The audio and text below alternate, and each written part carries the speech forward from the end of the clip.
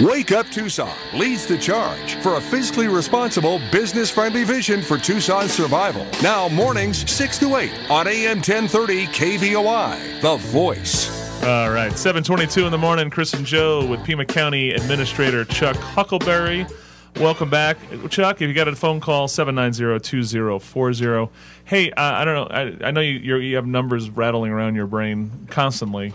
And he's right on with the smallest of numbers and the biggest of numbers. That's what's, if you talk about someone that understands, and we give you a lot of credit for running a bureaucracy as big and as complicated as Pima County, you know where everything is at and why it's there and where it's going next, which is kudos. That's why I find it amazing you have like 5 PIOs, but I don't ever hear any of them talk. So God bless you. Good. Good answer, Chuck.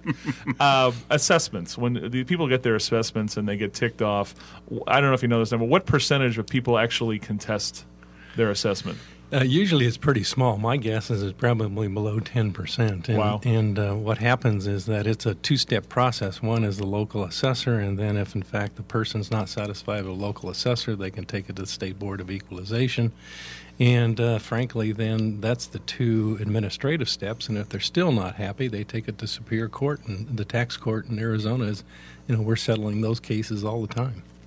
Now, one of the things that we talked about was what in relation to the property tax rate on, was it strip centers, like strip mall kind of I think centers? banks went up 13% and retail centers went up 4% or something. So that's the assessor that determines that. Yeah, correct? That's the assessor who determines it on a variety. How does that go up? factors. Everything seems empty in the world of strip centers in this. Well, it may be the fact that, again, he's sending out an assessment that really reflected the reality of the market the year before. So, this is this whole structural, kind of you're not in the same year you're in, and that's where a lot of people get shocked, is that, gee, my market value just dropped 30% in the real world, but the assessor's showing my value of my home the same, or it went up a little. Well, that's because he's valuing it when you get it in the mail. That's the value of the previous year. And so that's I don't know. Banks were pretty bad in 09 and 10 and surrender. Well, that's why. Chris, what's the Willie Horton quote? Why do you rob banks? That's where the money. That's is. where the money is. If you're gonna raise someone's assessment, raise the banks. The other question I had for you is annexation. This is a big thing. We Frank got his bill through.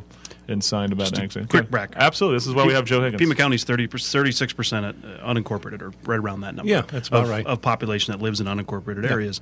Up in Maricopa County, it's 6%. Yeah. A lot more cities and towns. Absolutely. So counties function efficiently in outside areas. Cities do better. Municipalities is some of the dialogue. Yep. There's a state shared revenue based on incorporated population. So the state sends down money based on who lives in cities and towns. We lose out a little bit of that because we don't have as many folks in a city and town. We lose out on something called state shared income taxes, and because state shared income taxes are shared with state and cities and towns, not counties, and so by population, we don't even get a share. Right, and that's 60 to 80 million a year from what I've read. Or is it that big? It's not that big. No? It's maybe half that or more. What the problem is that I think you hit the nail on the head, is we often get compared to Maricopa County. Right. Why is Maricopa County's tax rate so low? Why is Pima County so high?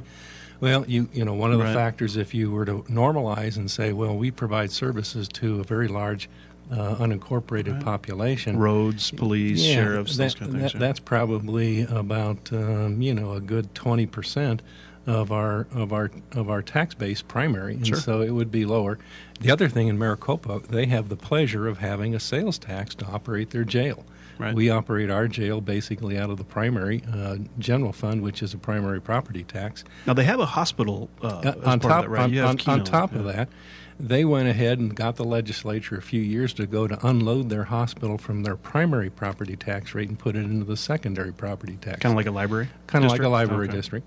And we didn't. I mean, we still pay our payment that goes to the University of Arizona to operate our former Kino comes right out of our primary. Now, I haven't looked at that in a while. That was a 10-year deal, $125 million. They kind of burned through the 125 in the first 4 or 5. Where's that at now? How much a year are we putting in? We're down this year to $15 million. It was up as high as 35. It was up as high as 33, and it's now down. Last year it was 20. This year it's going to be 15. They're beginning to get that ship off the ground and actually pull its own weight. So. Problem is over there, 12% of the folks that come in there are uninsured. Up in Oro Valley area, Northwest Hospital, it's 2%. So there's a whole bunch of uncompensated care. So and a lot of that's history because everybody knew that And what's funny is geography. Geography and history. Indigent healthcare in Arizona basically changed the game in 1980. And county hospitals became obsolete in 1980. Was that when Medicaid came in? That's when Access came in, which the poor then had the ability to choose where they got care. Right. They weren't relegated to the old county hospital. Sure. Well, it took us now the next 24 years to understand that we shouldn't be in the hospital business, and we finally, You tried a few times to get out of it. Don't we have to do psych? Don't we have to be in the psych business? We're something that's mandated? Yeah, we're in the psych because we're still mandated Title 36, which is involuntary commitment. And we're kind of the funder. I've tried that on Chris. It didn't. He got out of last resort. 72 hours. You can usually get out in about 4 days. Kind of get the Winnie the Pooh room. And then he became what a I would reverend. like to know. Thank you very much. Yeah. Hey, back to the incorporation. Is incorporating more of the county the best thing for Southern Arizona? Our position on incorporation is basically whatever the residents want to do, we'll support because we've had various tries for incorporation. If you recall Casas Adobes, if you recall Catalina. Green Valley's rattled around. Green Valley. The voters have historically said, thanks, but no thanks. So if Vail wants to incorporate, we're fully behind what the majority of residents in Vail want to do. Well, as a guy who's been doing this for so long, what are the benefits of other than having more state shared revenue come into the region? What are the other benefits of these other areas incorporating? Oh, it's pretty simple. The benefits are you get to basically say, call your own destiny as to what you are in the region. You get a little bit more state shared revenues, but typically those state shared revenues are going to go back in the form of services because that's what towns and cities are in enhanced services. The primary disadvantage is you got another level of government to deal with. And some people like that, some people don't. Right. Do you want to touch base talking about annexations and think of the Marana Wastewater dialogue? You've been on a couple times talking about that. Bill went through the House that allowed them to break it apart, or municipalities to have their own wastewater control. What's your position? Where are you standing? Maybe we can tell the listeners a little bit about that. Yeah, our position is pretty simple. The Senate Bill 1171 was a bill that was crafted by a specific entity for a specific purpose, and that was to take our assets in Marana that we had paid for with regional ratepayers, and we have said that the board has said that we're going to challenge the constitutionality of that bill because we think it is unconstitutional, and it is really anti-regional and anti-efficient public utility. And we know very few, and what's interesting, even the experts on the other side will admit that what's the best way to operate a wastewater utility? What's the lowest cost to the ratepayer? And the answer is very simple. It's a regional system because there's no glory in operating a wastewater not very treatment sexy system. is it? No. Well, Sarita has their own, and isn't it very similar rate structure? And I know their hookup fees they're matched off yours. And how are they different? Here's the difference. In Sarita, there was no county wastewater system whatsoever. So it's from scratch. It's really from scratch. A developer built it. They're having to subsidize their wastewater. They have the same rates the county does, but they are subsidizing their wastewater system through the Sarita General Fund, which means those dollars could have gone to parks, they could have gone to police, they could have gone to other things, but they're being subsidized by the Sarita General Fund.